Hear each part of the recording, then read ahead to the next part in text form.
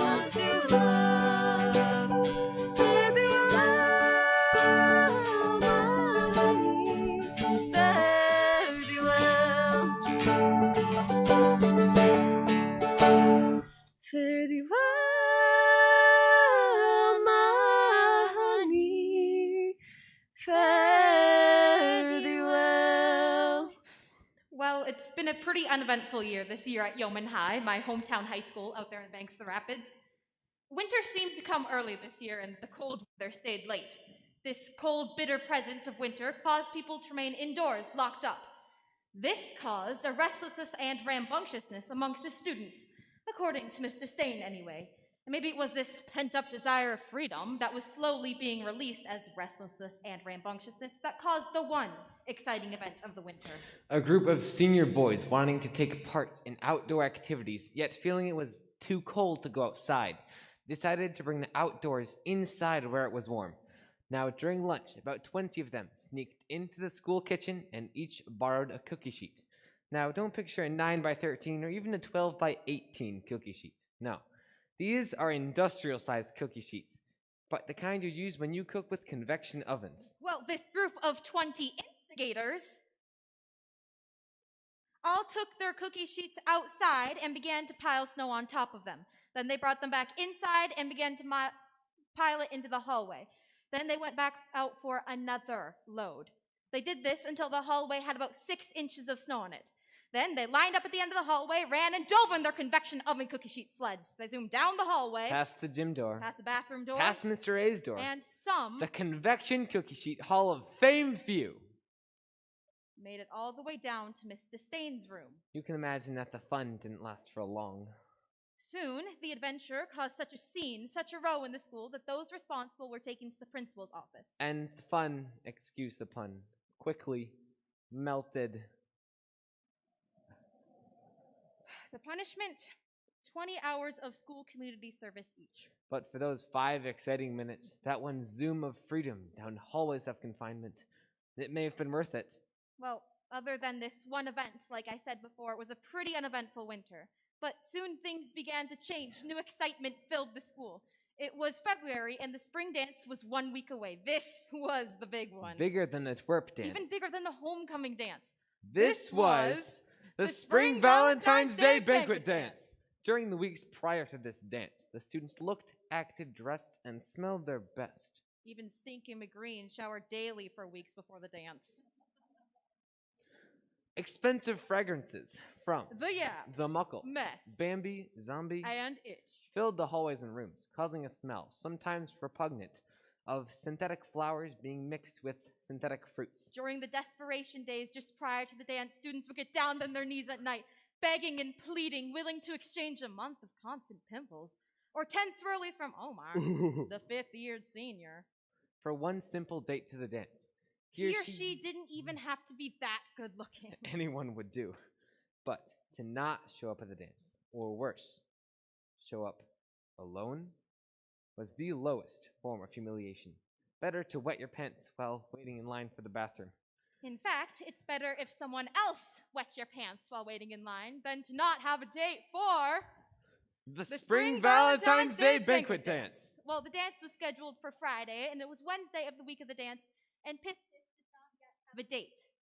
A snicker at his name, if you will, but he has heard them all before. One of the school favorites, given him by Omar, one of those people who is only creative in the ways of cruelty, is... If you missed us when you pissed us, please be neat and wipe the seat. Pistis was actually named after his grandfather, a stoutly conservative Lutheran pastor of the First Lutheran Church of Yeoman City. So he had a very symbolic name. First, he had the name of his grandfather, and second, his name actually fit. With 2 days left before the dance, Pistis looked around himself at the scene. The scene of piranhas, the scene of high schoolers. True desperation had set in. Panic. Those few still dateless were trying to find each other in a large assured group where most had, ominously trying to connect. Like magnets through sand. Pistis felt this tearing agony inside himself, this desire to not be alone in the season of togetherness. Yet he remained calm and composed on the outside. for there was only one girl he was interested in, and she was still available. He had just been putting off asking her because he was too shy. For in the high school social rankings, he clearly had to look up to see her. She was, however, still available, this goddess from above. In fact, it was as if she was waiting for someone in particular, for others had been discouraged by her. Her name was Hope, and Pistis had been smitten with her since the beginning of the year. They didn't talk often, even though they shared Mr. Youngdee's British literature class third hour. Pistis found the class boring. But not Hope. She loved the beauty of the language, and especially now they were studying Shakespeare and the Shakespearean sonnets. Well, Wednesday ended. And Thursday began. First hour, second hour, then British literature. Pistis zoned out like usual. But then, with about 10 minutes left in the class, inspiration had hit. Pistis knew how he was going to ask Hope to the dance. The bell rang and the rest of the day flew by. He raced home in his 1984 baby blue Ford Escort hatchback with 217,000 miles on it. He pulled into a driveway, ran up his stairs, shut the door, sat down at his desk, and pulled out a blank piece of paper. He knew that the only way to get Hope to say yes was to risk it, to try something. And he was going to try to write her a Shakespearean sonnet that even Shakespeare himself would be jealous of. He sat for about an hour looking at the paper. Then he decided he needed a break. He got up and played himself in a couple games of Nerf basketball, pretending he was a star player on both teams. He won most of the games. Then a call for supper. Then a few chores. And by the time he got back to his desk, it was about 7 p.m. The paper was still blank. For some reason, he thought it wouldn't be. There it was in front of him. Tabula rasa, blank slate. Both the conduit of his love message to Hope and his greatest enemy woven together in a single piece of at least 87% recycled paper. Hours passed and nothing. 10 o'clock, 11 o'clock, midnight, and nothing. Finally, Pistis went to bed discouraged. Tossing and turning, he couldn't sleep. He watched the clock turn 1 a.m., 2 a.m., 3 a.m. Then it happened. Pistis jumped out of his bed and ran to his desk. He turned on the light and began to write. The message flowed from his heart to his mind, down his arm, into his hand, and onto the paper. The rhythms of the iambic pentameter were bouncing in tune with his heart. Unstressed, stressed, unstressed, stressed.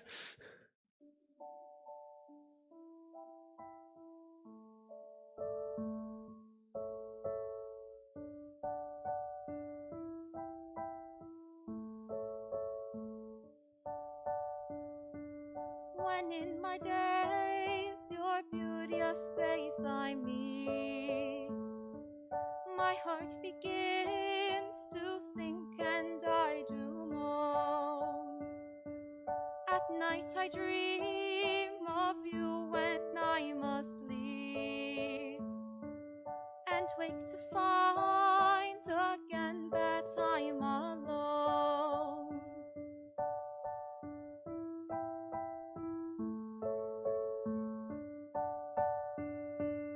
When from afar I hear your siren voice, my heart leaps up and thinks your calls for me.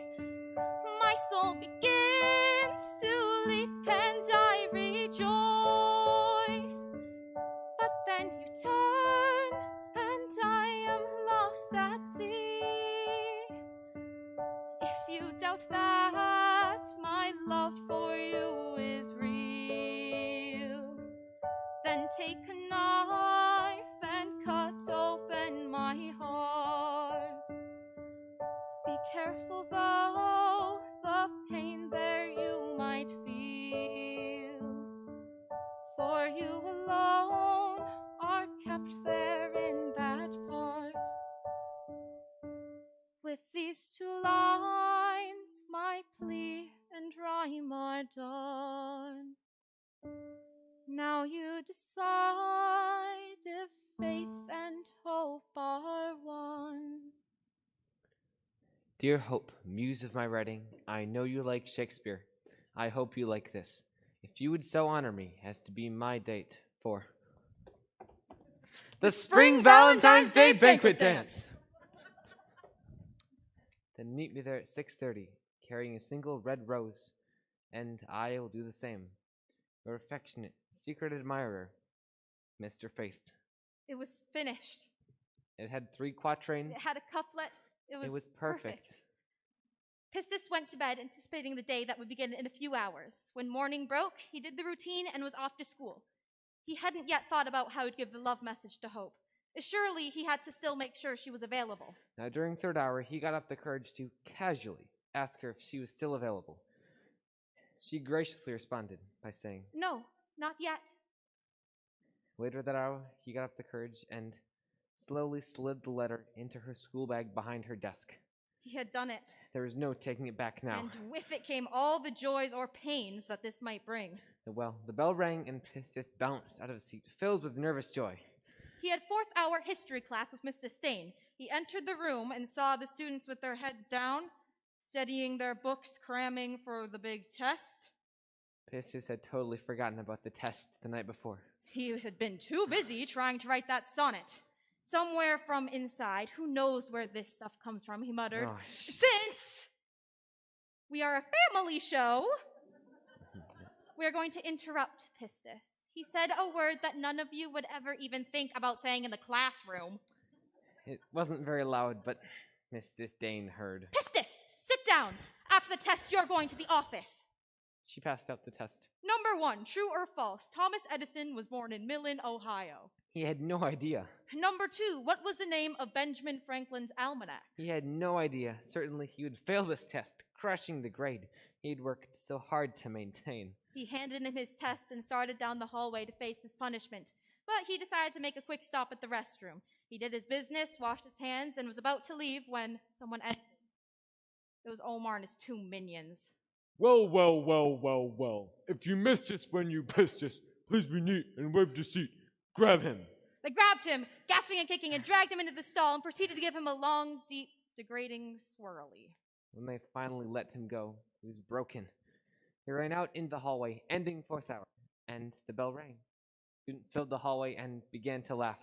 And there was Pistis, soaking wet, crying, and now running towards the office.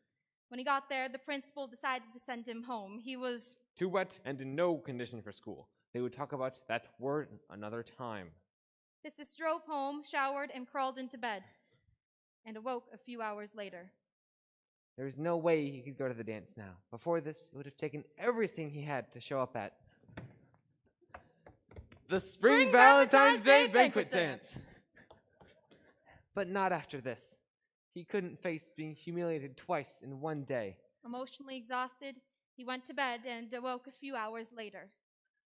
And for some reason, he woke with new life, and he decided he was going to go to the dance. He had no proof that would support a favorable outcome, no reason to think that she would be there, and be there looking for him. He was going on a feeling, somewhere deep from inside where only truth is allowed. He was filled with faith, Pistis, the name given to him by his father from his grandfather. His eyes were fixed on an ever-present mark. His destination was the only thing that mattered. It was hope that made the path through humiliation not only possible, but worth enduring. He put on his finest shirt and his father's tie. He stopped at the florist and bought the prettiest rose they had and 2 stems of baby's breath. He arrived at the dance at 6:15. Alone, he felt the eyes upon him. He heard the laughs of what had happened earlier. He looked around the gym. It had been transformed into a construction paper Italy. In front of him was the Leaning Tower, made out of paper towel rolls. And to his right, there was a boat with students getting their pictures taken in it. Supposedly a gondola? He watched the clock advance to 6:30. He turned back towards the entrance. And there she was, Hope, in a beautiful light blue dress, her hair up and holding one single rose.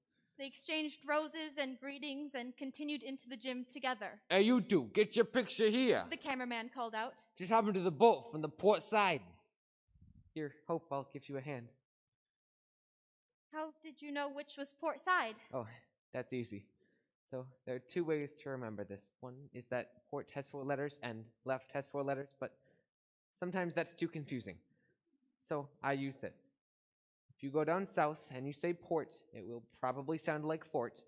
And if you go out east and you say fort, it will probably sound like fart. And if you fart today, people leave. But if you farted yesterday, people left. So port is the left side. She laughed loudly. And he smiled because he had made her laugh. And so our story ends with Faith, hope, and love on a rowboat on a canal in Venice, on the floor of a gymnasium of Yeoman High. Well, that's the news from Yeoman High, where the women are strong, all the men are good looking, and all the students are above average.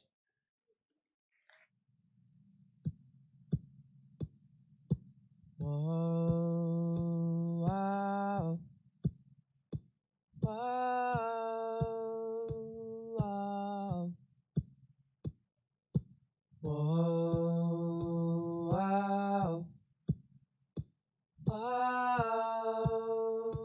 wow. Whoa, wow. Wow, wow. Whoa, wow. Wow. I am a poor, wayfaring stranger, traveling through this world below. There's no sickness, no toil or danger in that bright land to which I go. And I'm going there to see my father. And I'm going there no more to roam. I'm only going over Jordan. I'm only going over home. And I know dark clouds will gather around me. And I know my way is dark and steep.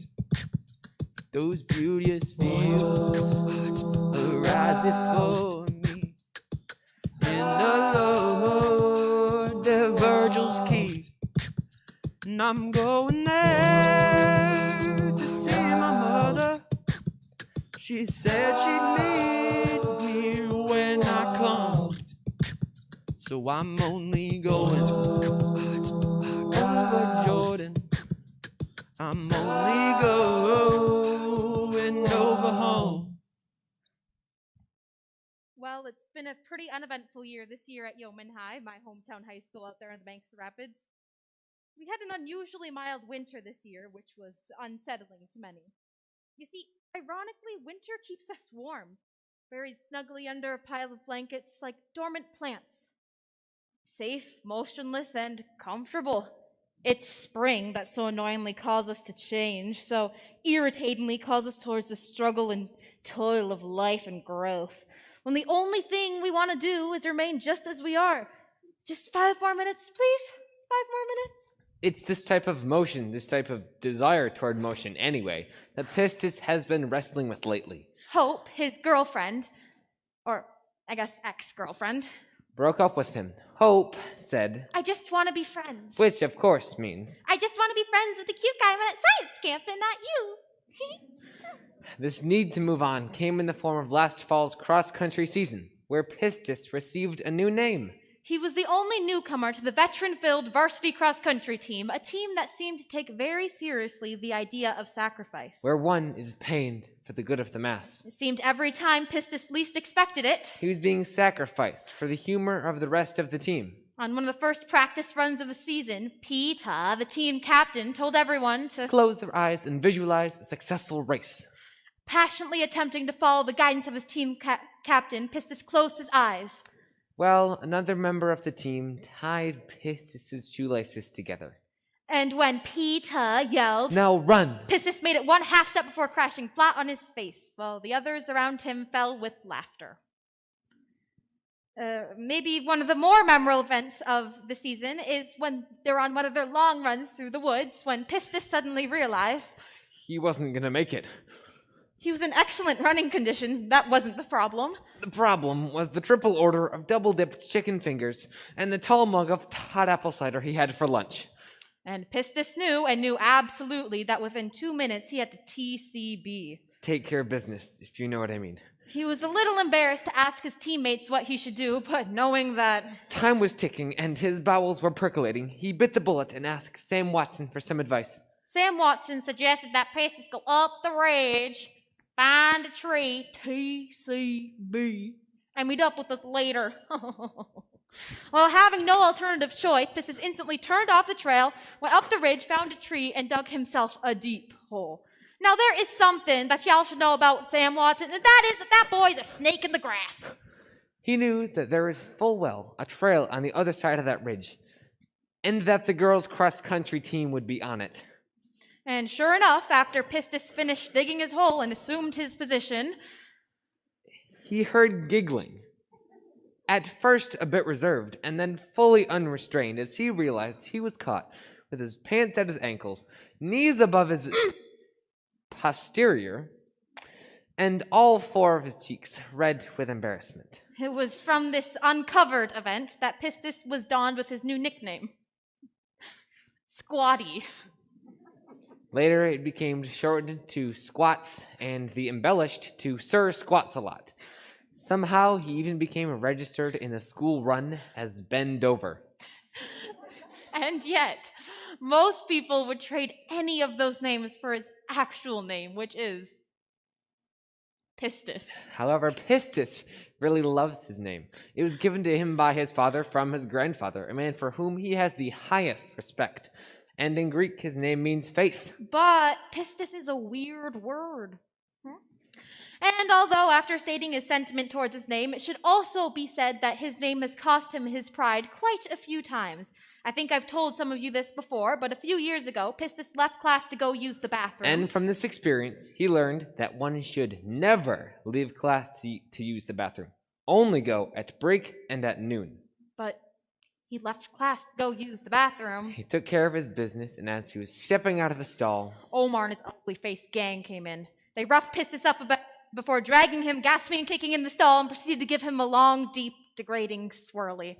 As they held his head in the stool water, he pompously proclaimed, If you missed this when you pissed us, please be neat and wipe the seat. Now, done. After hearing these stories about Pistis, a few of you might begin to feel sorry for him, but I assure you that you should not.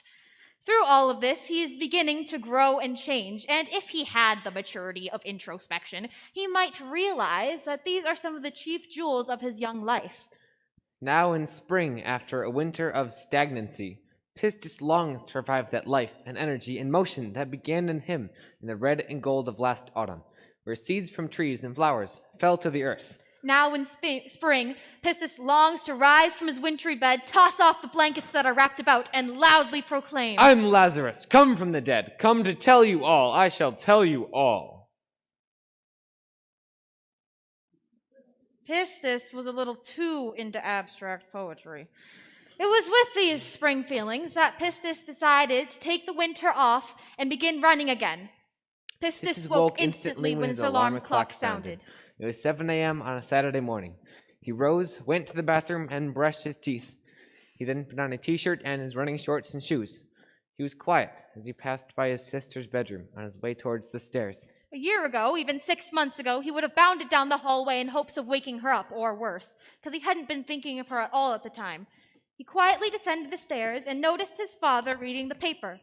Knowing how his father relished the stillness of a Saturday morning, he offered a quiet, goofy wave and a silly smile that only an adolescent could make. He exited the door. It was a crisp morning.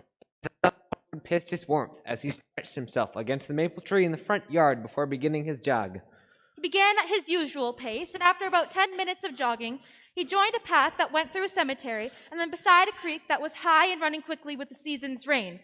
After about a mile or so, he joined a narrow path that went through the woods. This was a path that he had discovered long ago, and other than some initial blackberry bushes to navigate, it was a pretty nice path. He wound through the woods, making his way around those bushes before coming back across to the creek, where he'd have to cross a makeshift bridge made out of fallen trees. He had done this trail many times before, so he took in the crude bridge, little thought as he took it in his stride. Yet unexpectedly, his foot slipped, and he became startlingly aware of the awful daring in a moment's surrender as his head struck one of the logs, dizzying his mind. When his mind focused, he realized he was wedged between the sunken trees. The sky appeared altered as he looked through the water. He struggled with all his might until he realized He could not free himself from the wood and the water. He struggled until there was little, less, nothing. Only the sounds of the pure water pouring over the dead boy's face. Pistis awoke wet from the sweat of his dream as his alarm clock sounded. It was 7 a.m. on Saturday morning. He rose, went to the bathroom, and brushed his teeth, then put on a t-shirt and his running shorts and shoes. He quietly descended the stairs and offered his father a quiet, goofy wave as he exited the house into a crisp morning. Yet the sun offered him warmth as he stretched himself against the maple tree in the front yard before beginning his jog. For the first time of the spring, he noticed his mother's flower bed bursting forth from its wintry grave, offering the world a sign of the transcendent and a scent of the sublime. He began at his usual pace, and after about 10 minutes of jogging, his route led him through a cemetery and then beside a creek that was high and running quickly with the season's rain. He joined a narrow path that wound through the woods where he'd have to cross over the makeshift bridge like he had so many times before. And then, seemingly, for no reason, he stopped, taking in the stillness of a new morning. His mind began to turn over the events of the past year. He thought about his own insecurities and failures, his desire for change, and his inability to take action. And in that moment, he turned about face. As if someone had grabbed him by the very arteries of his heart, causing him to turn around, his arms flailing out. And yet, as he was being turned, he felt a sense of immense joy and realized he would have chosen to turn had he realized he had been presented with a choice. And there he stood with his arms outstretched in the middle of the wood. Like a martyr before a mark. Like a person before all people. Like a silly goof before a noble queen. Like an undeserving yet fully grateful recipient of the full love of God the Father. Without knowing what else to do, he worshipfully joined his voice to the sounds of the new rustling trees in the wind. He could hear Hope singing. Precious Lord, take my hand, lead me on, help me stand. I am tired, I am weak, I am worn. Through the storm, through the night, lead me on to the light. Precious Lord, take my hand, lead me home. And Hope took his hand. Hey. Hey, Hope, you're back? His hope was back, but hope was no longer a girl, a tangible item he could possess. It was a certain feeling that life was worth it and even the pain has meaning. When my way grows drear, precious Lord, linger near. When my life is almost gone, hear my cry, hear my call, hold my hand lest I fall. Take my hand, precious Lord, lead me home. Well, that's news from Yeoman High, where all the women are strong, all the men are good looking, and all the students are above average. All the money that e'er I spent it in good company, and all the harm that e'er I've done, alas, it